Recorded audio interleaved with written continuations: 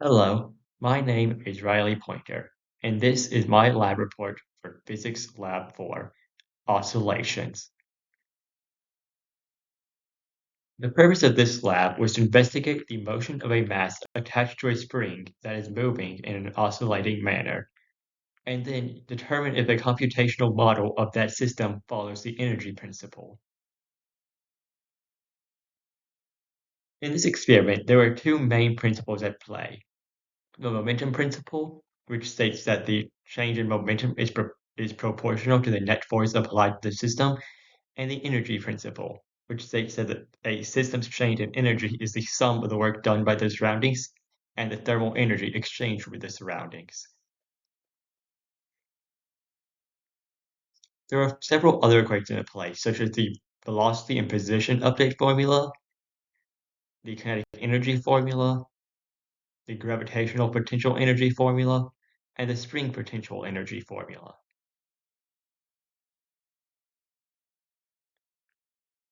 As you can see from this tracker video, the mass moves in a circular motion going back and forth along an axis. This is what oscillation is, and it essentially just means back and forth.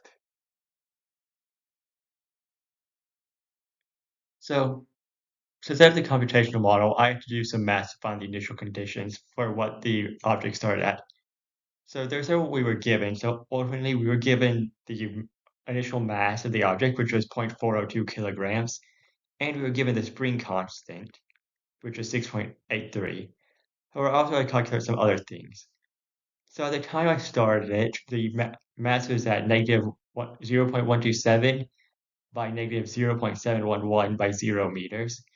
And then I calculated the oscillation period using the peaks using the peaks along the y-axis and along the x-axis, which gave me about 1.52 seconds and 1.646 seconds between each peak on average. I also used that to calculate the spring constant just to see how it would vary. And as you can see, the spring constant was slightly higher from my calculations than the one given in the report earlier by the weekly preview. I also used this to calculate the relaxed length L naught as 0.125, which is only slightly greater than the actual length given by the weekly preview of 0.123 meters. So once I had my computational model created, I compared it to the model given by the tracker data. As you can see, for the x-axis graphed on the left, it is extremely similar. They line up almost perfectly.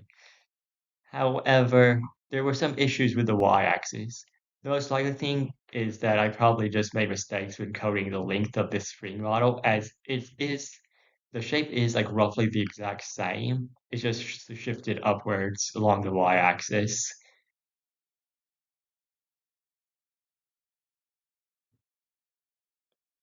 So as you can see from the graph, the flat yellow line indicates that the total energy was constantly equal to zero, meaning the energy principle was followed. This is because the system, from the moment the recording was started, did not have any external forces impacted on it.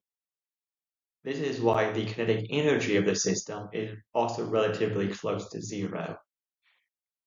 Spring force and gravitational force fluctuate a lot because they are potential energy, which is impacted by other things, specifically where the energy is recorded. As gravitational potential energy is dependent on height, and higher objects have greater gravitational potential energy. In this case, this also gives higher potential energy to the spring force because when it was higher, it had greater compression, meaning had the ability to flex more.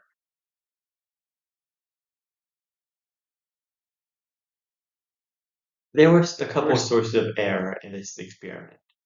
First, I could have improperly calibrated the graphing tracker, which means that the data imported to the computational model would be inaccurate, which could explain why the Y model from the earlier slide was shifted upwards.